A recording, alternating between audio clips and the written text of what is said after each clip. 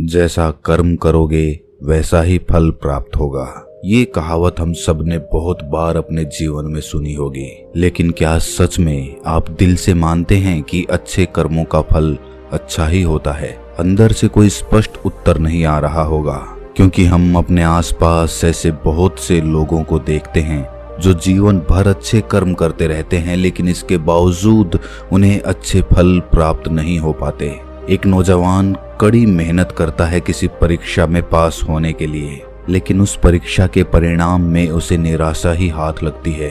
तो इससे तो यही सिद्ध होता है कि जिन महापुरुषों ने ऐसा कहा है कि अच्छे कर्मों का फल अच्छा ही होता है, या तो वो महापुरुष गलत थे या फिर हम कर्मों का लेखा जोखा समझ ही नहीं पाते।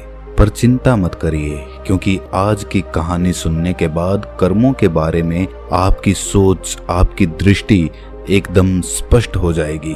कहानी को आखिर तक सुनने के बाद भी अगर आपके मन में कर्मों के बारे में कोई सवाल रह जाता है तो आप कमेंट सेक्शन में जरूर पूछना, क्योंकि आपके सवाल ही हमें चिंतन करने पर मजबूर करते हैं। पुराने समय की बात है। किसी गांव में श्यामू और राधेश्याम नाम के दो भाई रहते थे। पूरा गांव जानता था कि वो कहने को भाई थे, लेकिन भाई जैसा प्रेम उन दोनों में नहीं था। श्यामू बड़ा था और राधेश्याम से वो बहुत तेज और चालाक था। उसने राधेश्याम के हिस्से में आने वाली खेतीबाड़ी की जमीन भी खुद हड़प ली थी। इसीलिए राधेश्याम के परिवार को बड़े ही कष्ट के दिन झेलने पड़ रहे थे। राधेश्याम की पत्नी अक्सर बीमार रहा करती थी और उसके पास उसके इलाज तक के पैसे नहीं थे। लेकिन अपने भाई से विपरीत राधेश्याम बड़े ही शीतल स्वभाव का इंसान था। वो कभी किसी के साथ बुरा नहीं करता था, लेकिन उसके मन में अक्सर ये सवाल उठा करता था कि मैं किसी का बुरा नहीं करता, किसी के बारे में बुरा सोचता तक नहीं हूँ, तो मेरे साथ ऐसा क्यों होता है? क्यों मेरी पत्नी हमेशा बीमार रहती है? क्यों मेरे पास इतना भी धन नहीं है कि मैं अपना जीवन अच्छे से चला सकूं? क्यों मुझे मेरे कर्मों का फल नहीं मिलता है? और मेरा भाई इतना धूर्त है, इतना चालाक है और वो हमेशा मजे में रहता है, उसे तो कोई परेशानी नहीं है। वो सोचने लगा कि शायद बुरे कर्मों का फल अच्छा मिलता है, अच्छे कर्मों का फल अच्छा नहीं मिलता। और धीरे धीरे ये संदेह उसके मन में घर करने लग गया। उसी गांव से कुछ दूर एक सन्यासी अपनी कुटिया बनाकर रहा करता था। जब भी वो सन्यासी गांव में भिक्षा मांगने के लिए आता तो सबसे एक ही बात कहता कि जो तूने किया वो तेरे हिस्से और जो मैंने किया वो मेरे हिस्से। राधेश्याम इस बात का अर्थ कभी समझ नहीं पाया। एक दिन जब वो गहरी चिंता में डूबा हुआ था तो उसके कानों में यही शब्द पड़े कि जो तूने किया वो तेरे हिस्से और जो मैंने किया वो मेरे हिस्से। जैसे ही ये शब्द राधेश्याम के कानों में पड़े, वो गुस्से से तिलमिला उठा। उसने गुस्से में उस सन्यासी से कहा कि महात्मन, आप हमेशा एक ही बात का रट लगाते रहते हैं जिसका कोई मतलब नहीं है। अगर आपकी बात सत्य होती तो मैं जीवन में अच्छे कर्म करते आया हूँ, तो मेरे हिस्से में तो अच्छे ही कर्म होने चाहिए थे, अच्छा ही फल प्राप्त होना चाहिए था, लेकिन मुझे कुछ भी अच्छा फल प्राप्त नहीं हुआ। मेरी पत्नी हमेशा बीमार रहती है, खाने तक के पैसे नहीं होते हमारे पास। सन्यासी ने बड़े ही शांत स्वर में कहा कि ऐसा प्रतीत होता है बनते कि परिस्थितियों से तुम हार मान चुके हो। कठिन परिस्थितियों ने तुम्हारी सोच पर गहरा असर डाला है। बुरे समय ने तुम्हारी सोच भी बदल कर रख दी है। तुम्हें काम करना, आज संध्या समय कुछ फल लेकर मेरे आश्रम में आना, फिर मैं तुम्हारे सारे सवालों के जवाब दूंगा। और ये कहकर वो सन्यासी अपना भिक्षा पात्र लेकर अगले घर की तरफ निकल जाता है। संध्या समय राधेश्याम ने कुछ फल खरीदे और गांव से दूर उस सन्यासी की कुटिया की तरफ निकल पड़ा।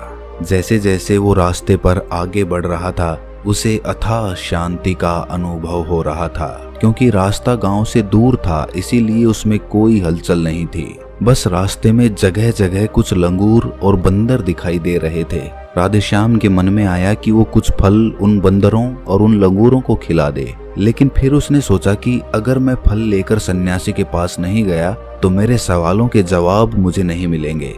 इसीलिए बंदरों से वो फल बचाता हुआ उस सन्यासी की कुटिया तक पहुंचा। जैसे ही राधेश्याम उस कुटिया में पहुंचा, वैसे ही सन्यासी बोल पड़ा, अगर मन में था तो ये फल खिला क्यों नहीं दिए बंदरों को? ये सुनकर राधेश्याम आश्चर्यचकित रह गया। सन्यासी को कैसे पता चला कि उसके मन में बंदरों को फल खिलाने की इच्छा उठी थी। उसने पूछा कि महात्मन, आपको कैसे पता कि मैं बंदरों को फल खिलाना चाहता था? सन्यासी ने बड़े ही शांत स्वर में कहा कि जरूरी ये नहीं है कि मुझे कैसे पता चला। हम तो सन्यासी हैं, सबके मन की बात पढ़ लेते हैं। जरूरी ये बात समझना है कि जिस तरह एक बछड़ा हजारों गायों के बीच अपनी माँ को ढूंढ लेता है, उसी प्रकार कर्म अपने कर्ता को ढूंढ ही लेता है। ये कर्म मेरे हाथों ही होना लिखा था। और ये कहकर सन्यासी ने उसके हाथ से फल लिए और बंदरों को खिलाना शुरू कर दिए। राधेश्याम इस बात का मतलब समझ नहीं पाया, इसीलिए उसने उस सन्यासी से सवाल किया कि महात्मन, मैं आपकी बात का आशय समझ नहीं पाया, कृपया करके मुझ अज्ञानी को इसका मतलब समझाने की अनुकंपा करें।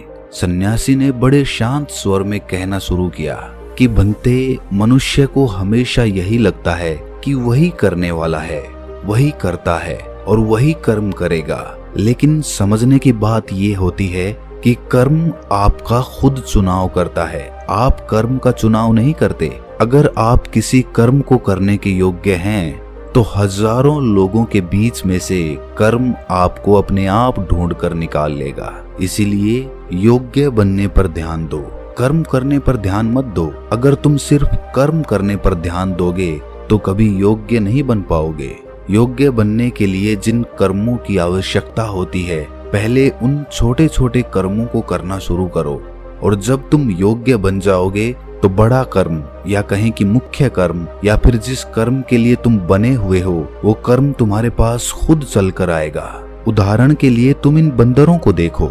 इन बंदरों ने छोटे छोटे कर्म करके पेड़ों पर चढ़ना सीखा, गुलाटियां लगाना सीखा, और इसी प्रकार छोटे छोटे कर्म करते हुए ये मुझ तक पहुंच गए। और मुझ तक पहुंचने के बाद इनके पास इनका खाना खुद ही पहुंच गया। इसीलिए अपनी रोजमर्रा की जिंदगी में छोटे छोटे कर्म करते हुए अपने आप को योग्य बनाते जाओ, और जब तुम योग्य बन जाओगे तो अपने आप बड़ा लक्ष्य तुम्हें प्राप्त हो जाएगा। सन्यासी ने अगला कथन कहना शुरू किया, जो कि बहुत ही जरूरी था। ध्यान लगाकर सुनना। अगर तुम योग्य बनने के लिए कर्म नहीं करोगे तो दूसरे लोगों के कर्म भी तुम्हें प्रभावित करने लगेंगे।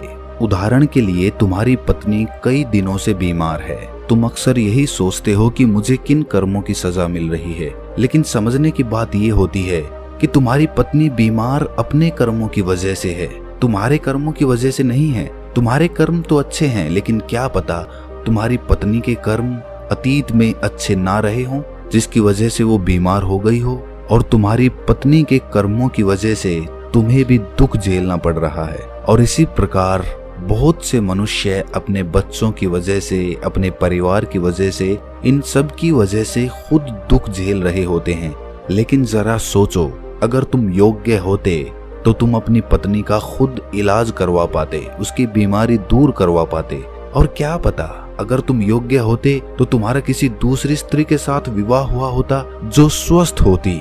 लेकिन तुम योग्य नहीं थे, इसीलिए तुम अपनी पत्नी की वजह से खुद दुख झेल रहे हो।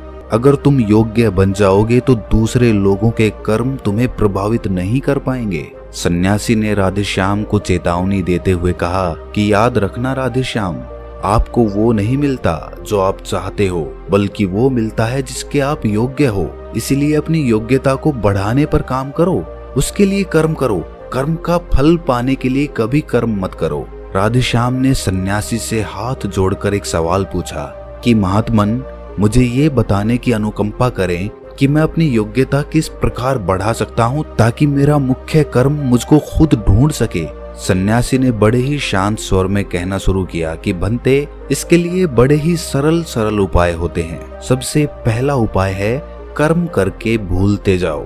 तुम जो भी कर्म कर रहे हो अपने योग्य बनने के लिए, उस कर्म को करने के बाद भूल जाओ। ये मत सोचो कि उससे तुम्हें क्या प्राप्त हुआ। इसीलिए कहा जाता है कि कर्म करो, फल की चिंता मत करो।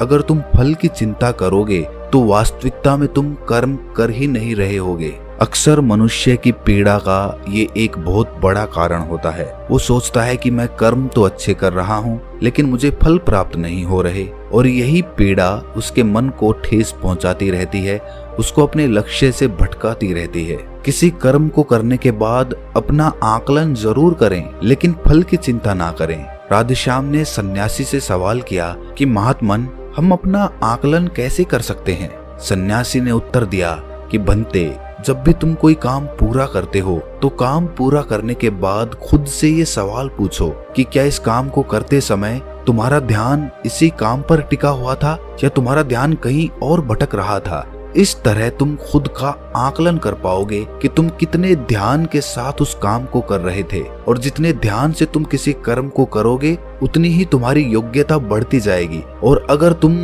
यूं ही बस पूरा करने के लिए किसी कर्म को करते रहोगे तो उस कर्म से तुम कभी भी योग्य नहीं बन पाओगे। वो कर्म तो पूरा हो जाएगा लेकिन उसका फल तुम्हें प्राप्त नहीं होगा। इसीलिए अपना आकलन इस प्रकार करो कि तुम्हारा ध्यान वहां पर टिका हुआ था या नहीं था, या तुम्हारे विचार तुम्हें कहीं भटका ले गए थे। और कोशिश करो कि तुम्हारे विचार अगली बार जब तुम ये कर्म करो तो उसी कर्म पर टिके रहें, इधर उधर दूसरी बातों में भटके ना। राधेश्याम ने इस पर एक सवाल पूछा कि महात्मन, जब भी हम कोई कर्म करते हैं तो हमारा मन विचारों से ग्रस्त हो जाता है, वो तरह तरह की बातें सोचने लगता है, तो हम किस तरह अपने मन को एक ही कर्म पर टिका कर रख सकते हैं? इसके लिए कोई उपाय बताएं। सन्यासी ने इसका उत्तर देते हुए कहना शुरू किया कि भंते, जब भी तुम किसी कर्म को करते समय अपना पूरा भाव उसमें डाल देते हो तो तुम्हारे विचार उसी कर्म पर केंद्रित रह सकते हैं। पूरी निष्ठा, प्रेम और सद्भाव के साथ किया गया कर्म तुम्हारे विचारों को इधर उधर नहीं भटकने देता। विचार तभी तुम्हें दूसरी दिशाओं में बहाकर ले जाते हैं जब तुम उस कर्म को पूरी निष्ठा के साथ नहीं करते, उसमें पूरा प्रेम नहीं डालते, उसमें पूरा भाव नहीं दिखाते। जब ये तीनों चीजें तुम उस कर्म में डाल देते हो तो स्वाभाविक रूप से तुम पूरी तरह उस कर्म में सम्मिलित हो जाते हो और तुम्हारा मन और मस्तिष्क एक ही जगह पर टिका रहता है। सन्यासी ने अपनी बात खत्म करते हुए कहा कि अगर कोई इंसान, कोई मनुष्य इन उपायों का सही तरीके से इस्तेमाल करता है, उनका पालन करता है, तो वो किसी भी कर्म के लिए अपने आप को योग्य बना सकता है। और एक बार अगर वो योग्य बन जाता है तो उसी बछड़े की भांति उसका कर्म उसे अपने आप ढूंढ लेता है। राधेश्याम को कुछ फलों के बदले जीवन भर का ज्ञान मिल चुका था, उसे स्पष्टता मिल चुकी थी, उसके सारे मन के सवाल खत्म हो चुके थे। उसने सन्यासी को प्रणाम किया और वहां से अपने घर के लिए निकल पड़ा। रात हो चुकी थी और रास्ते पर अंधेरा छाया हुआ था। वो इन बातों के बारे में विचार करता हुआ अपने घर की तरफ निकल पड़ता है। तो दोस्तों, कैसी लगी ये कहानी आपको? कमेंट सेक्शन में जरूर बताना, और अच्छी लगी हो तो इस चैनल को सब्सक्राइब करके नोटिफिकेशन बेल को जरूर प्रेस कर देना। तो मिलते हैं अगली कहानी में, तब तक के लिए अपना ख्याल रखें।